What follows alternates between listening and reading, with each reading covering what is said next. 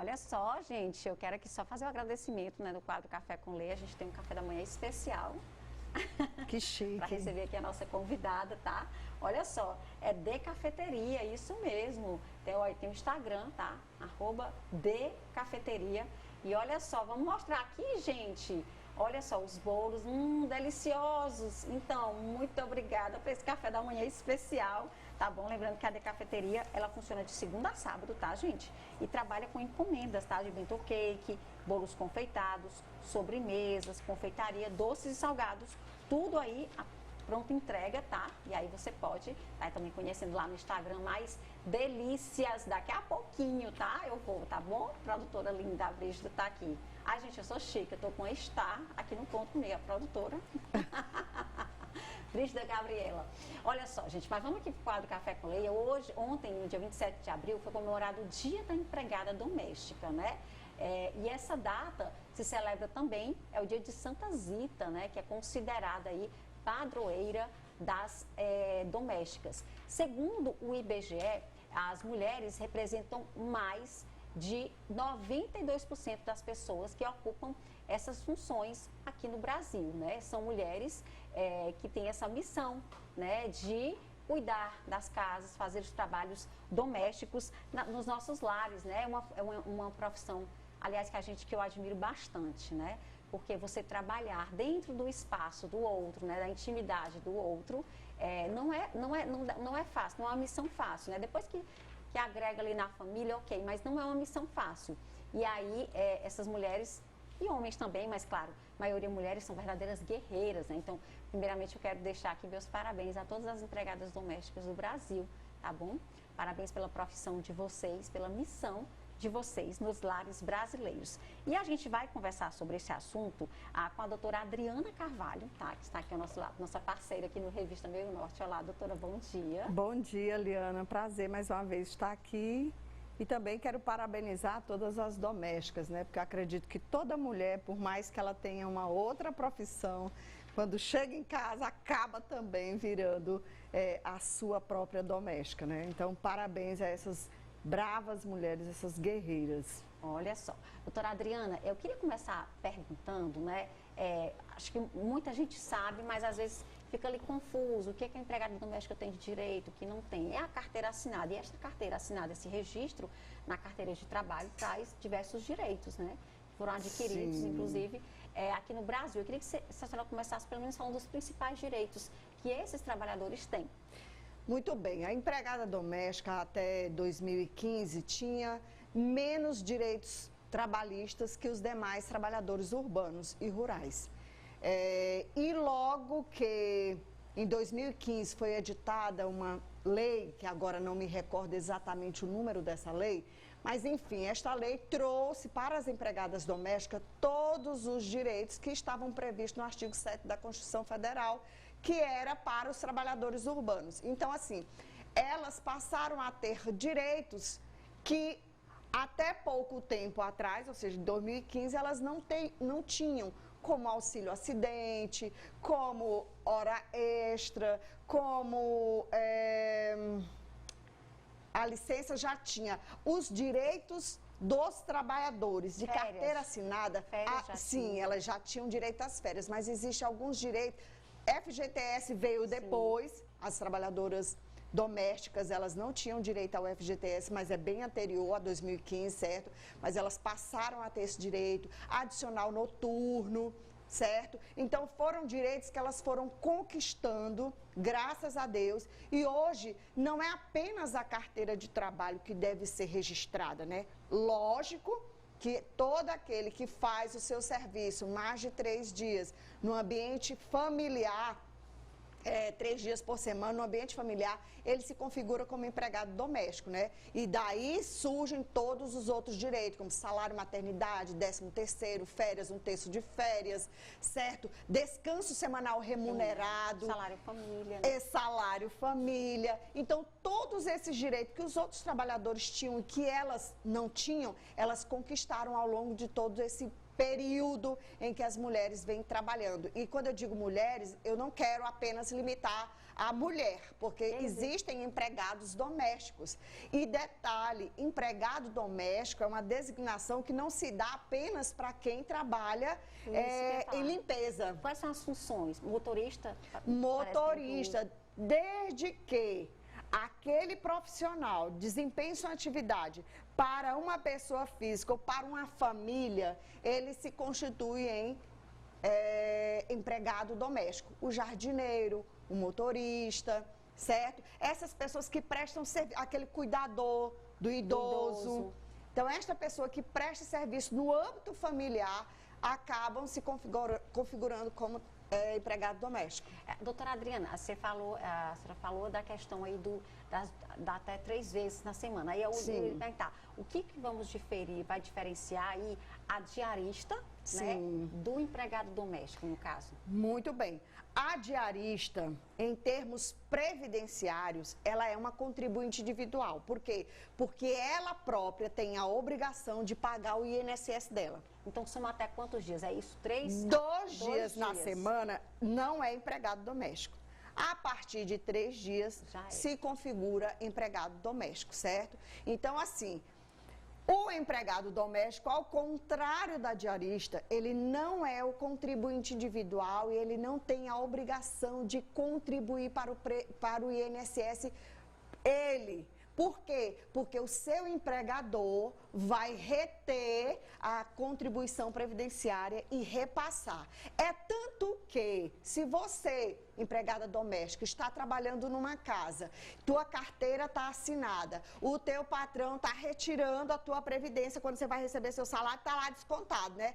Mas aí, quando você sai desse emprego, que você vai requerer um auxílio-doença ou qualquer outro benefício, salário, maternidade, qualquer coisa, e aí você chega no INSS e o INSS diz, não, mas não tem contribuição aqui no seu nome, não foi repassado para a Previdência. Lembre-se, você não será prejudicado. O INSS vai conceder mediante o ajuizamento de uma ação, tá? Você tem direito, por quê? Porque a obrigação de pagar não era sua, era do seu empregador. Contanto que a sua carteira esteja assinada, tá bom? Tá, doutora Adriana, eu quero só deixar aqui uma mensagem para os nossos telespectadores. Se você tiver alguma dúvida, mande aí para o nosso WhatsApp, que a gente está aqui ao vivo com a doutora Adriana. Tá? É o 9411-7777, mande que a gente está aqui, aproveita e tira logo sua dúvida. Sobre a jornada de trabalho da empregada doméstica, ela precisa ser de 44 horas semanais, né? Mas pode ser de uma outra forma, numa negociação. E eu queria também que a senhora aproveitasse e respondesse em relação àquele horário que ela tem que ter, se for uma jornada corrida, né? Em relação ao descanso, né? Dentro dessa folga para almoço, enfim, para alimentação. Muito bem. Como eu falei antes, a empregada doméstica, ela entrava no trabalho e às vezes ia até o momento em que o patrão achasse conveniente. Digamos, ele fosse dar um jantar, fosse dar uma festa, e aquela empregada doméstica ficava assoberbada de tarefa, mas também não podia sair, né? Com a implementação da legislação da empregada doméstica, o que acontece? Ela também tem todos os direitos dos outros trabalhadores, inclusive o intervalo, o descanso lá para o almoço, para o repouso, certo? Então, se na casa em que ela trabalha, deu o horário do almoço dela, os patrões não podem chamá-la para servir, não podem chamá-la, porque tem que ficar acertado entre patrão e empregado o momento certo dela descansar, certo? Porque se a casa vai servir, a empregada vai servir. Mas no momento em que ela tem aquele intervalo para seu descanso e para sua alimentação, ela não pode ser chamada, certo? E com relação à jornada, a jornada de trabalho da empregada doméstica, como os outros trabalhadores, são 8 horas diária, 44 semanal, certo? Porém, pode haver sim negociação. Pode ficar estipulado horário diverso, desde que não infrinja a legislação trabalhista. E se exceder o horário de jornada, aí ela faz direito a receber horas extras. Olha só, e é importante também, doutora, deixar claro em relação àquele ponto, né? Horário de entrada e de saída, da folga. O que é meio difícil no ambiente familiar. Mas é recomendável até para as duas partes. As duas partes, exatamente. Tanto para a empregada quanto para o empregador, que se tenha um mínimo de registro, certo? Para que futuramente não haja necessidade de se ingressar com uma ação trabalhista. Então, é muito bom ter sempre esse controle da jornada de trabalho para não gerar nem hora extras, para não gerar demandas trabalhistas que acaba sendo muito desagradável para ambos. E eu tenho uma pergunta, doutora, que eu acho que é muito comum às vezes. Como é que é feito o cálculo do Vale Transporte? Sim, né? o Vale Transporte. Para esse trabalhador. Para começar, o Vale Transporte só é dado não, descontado do trabalhador que precisa de transporte para chegar ao trabalho. Se essa empregada doméstica tem transporte próprio ou vai para o trabalho de bicicleta, ou de moto, ou de carro, não importa, mas se ela tem o transporte próprio, ela não faz jus ao Vale Transporte. Agora, se ela precisa de condução para chegar até o trabalho dela, ela tem direito, sim, de receber esse Vale Transporte e o empregador vai descontar 6% da sua remuneração. Tá certo? O empregador, o patrão, o chefe, dá o Vale Transporte, calculado a quantidade de conduções que ela precisa tomar, mas é descontado da folha de pagamento dela 6% da remuneração. Olha só, então... Não é, o empregador não tem obrigação só de dar, ele tem que descontar também. Isso, é uma colaboração. Isso. Como se fosse uma coparticipação. Vamos lá, a gente tem pergunta, doutora Adriana, de telespectadores. Vamos lá. Colocar aí na telinha, Brígida. Tem aí como colocar? Pronto. Eita, agora ficou ruim para eu enxergar. Agora nem com lupa eu não enxergo isso aí. Olha só, eu sou diarista, pago meu INSS 2 meses e fiquei sem condições de trabalhar. E está sem pagar. E aí, se você precisar, tem direito. Né? Ela disse que é diarista, paga a previdência dela há 2 meses. Isso. Há 2 meses.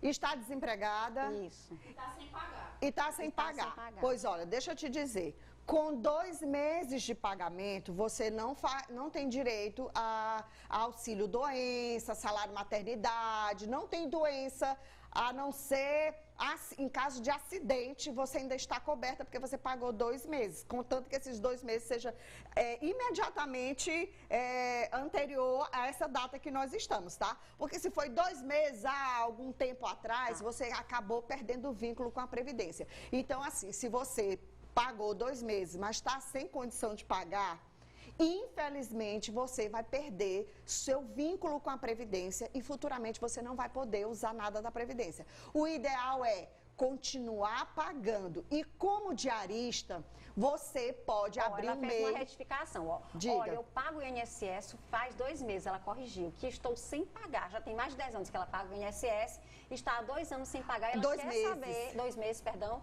e ela quer saber se tem condição. Já tem mais de 10 anos. Isso. Ótimo. Pois pronto, pois se você já tem mais de 10 anos que você paga a Previdência, mas está apenas com 2 que não paga, a sua cobertura, o seu seguro, que a gente sabe que a Previdência Social é um seguro, então o seu seguro ainda vai até 24 meses, aliás, até 36 meses.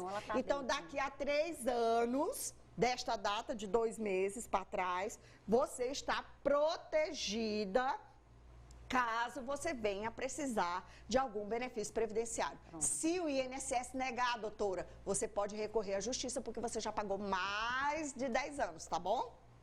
Mais de 10 anos. Então, você tem direito, sim, se hoje, digamos, eu vou dar um exemplo, eu espero que não aconteça, Deus o livre, mas digamos, se Deus o livre você falecer e você tiver filhos menores de idade ou filhos inválidos, os seus filhos terão direito a receber sua pensão por morte, mesmo que você esteja há 2 meses sem pagar, certo? Se você vier adoecer agora, sofrer um acidente, que Deus o livre, você tiver que se operar, você tem direito ao auxílio doença, ao benefício por incapacidade temporária, tá bom? Então, você ainda está protegida com todos os direitos e garantias que a Previdência te dá. Mas, lembrando, volte a pagar, não deixe esse período, é muito importante, viu? Muito importante mesmo, nem que seja como baixa renda, pagando apenas 5% de um salário mínimo. Perfeito, a gente tem mais dúvidas, tá, doutora? Vamos colocar aí. Bom dia, estou desempregada, mas trabalho em casa. Se eu fizer uma cirurgia para retirar a vesícula, eu tenho direito ao auxílio-doença?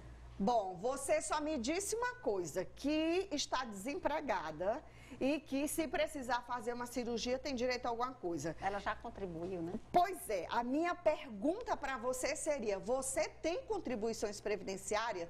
Você está no caso dessa outra telespectadora que pagou, mas está com apenas 2 meses que está sem pagar? Porque se você nunca tiver pago, se você apenas trabalha em casa, porque tem uma lenda urbana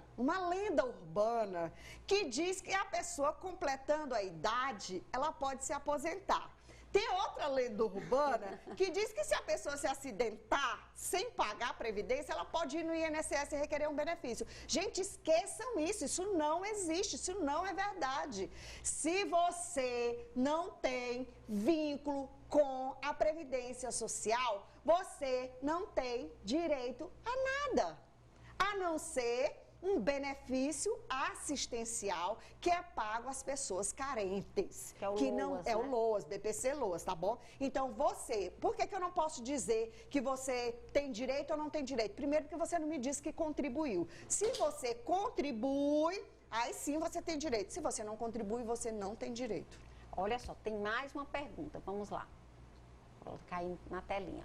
Bom dia, gostaria de saber se o aviso da Lei 12.506 é também trabalhado. No meu caso, tenho 10 anos, tá no número da lei. Sim, para eu lembrar. Vamos lá. No meu caso, eu tenho 10 anos, que dá 30 dias. Tenho que trabalhar 30 dias do aviso normal, mais 30 dias da lei. Eu entendo que não seria indenizado trabalhando. Estou me referindo à dispensa sem justa causa, né? No caso, a demissão. A primeira observação que eu faço na pergunta, eu não decoro lei, eu não sei número de lei, eu não me... É difícil, né? É muito difícil. Então, lamento te dizer, mas eu acredito que você esteja se reportando àquela lei que diz que quando eu tenho mais de 1 ano de trabalho, o meu aviso prévio é contabilizado 3 dias após cada ano trabalhado, certo? Então, eu acredito que seja essa lei, apesar de não ter nenhum tipo de compromisso de decorar a lei, tá bom? Mas deve ser essa, porque você está se referindo a aviso prévio.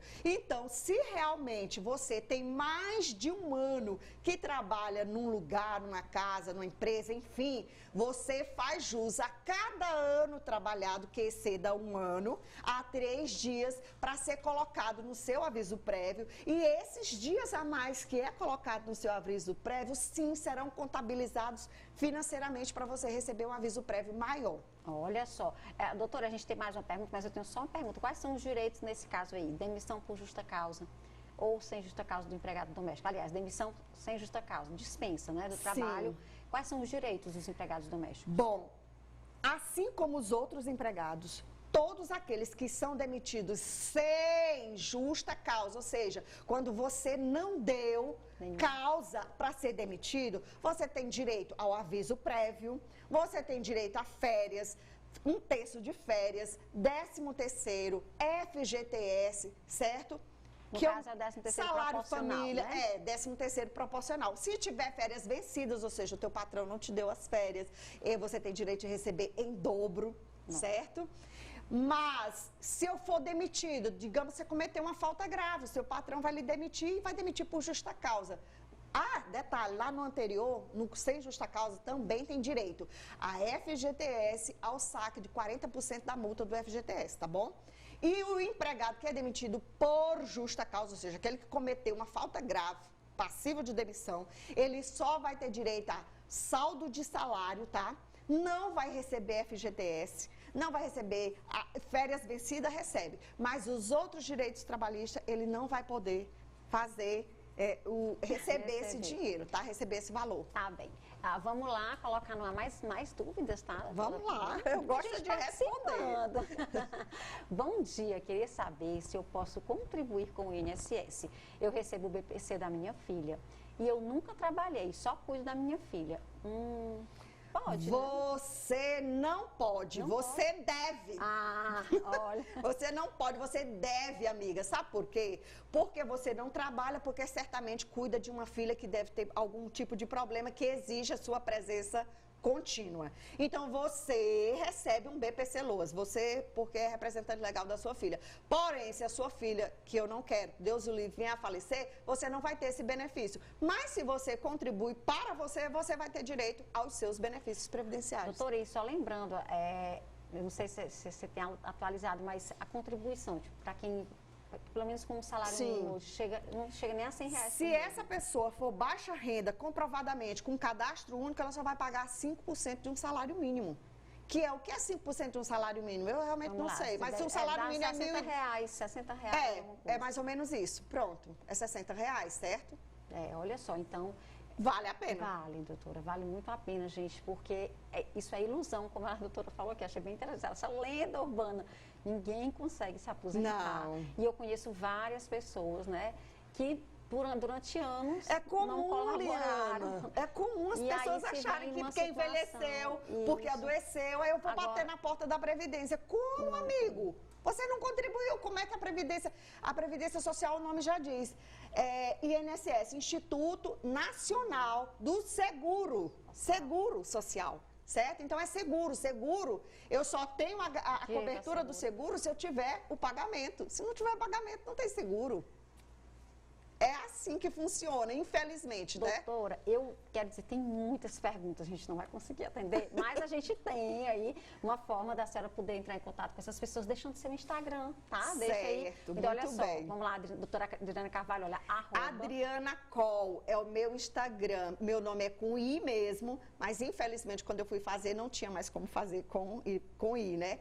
Mas ficou Adriana Coll, que é o meu sobrenome, Pronto, C-O-L. elas podem entrar em contato? Pode, eu posso tirar suas dúvidas, mas assim, o ideal é sempre que a pessoa realmente, em caso de dúvida, procure se esclarecer e não realizar ou formalizar qualquer tipo de negociação, qualquer tipo de contrato, qualquer tipo de fechar qualquer tipo de negócio sem fazer uma consulta prévia a um advogado, a um defensor público, certo? Qualquer dúvida, as pessoas têm acesso à OAB. A OAB está de portas abertas para receber as pessoas que tenham dúvidas. A Defensoria Pública está aí também para prestar serviço. E se for para tirar uma simples dúvida, com certeza eu estou à disposição. Olha só, é super importante o que a doutora disse, né? Não é só ir, agora vi a entrevista com a doutora Adriana. Vou fazer. Não, gente, né? Tem muita gente aí com más intenções exatamente buscando... Com certeza. Se dar bem em cima desse desespero, né? Das pessoas. Então... Faça com calma, consulte um advogado e, de fato, é muito importante que você contribua. Eu quero lhe convidar, a Gabizinha vai já aqui, se lhe servir o bolo da DK Confeitaria, uma dessas delícias, né, Gabizinha? Ela já está aqui com a gente, tá bom? Quero agradecer mais uma vez a DK Confeitaria. Esse foi o Café com Leite de hoje.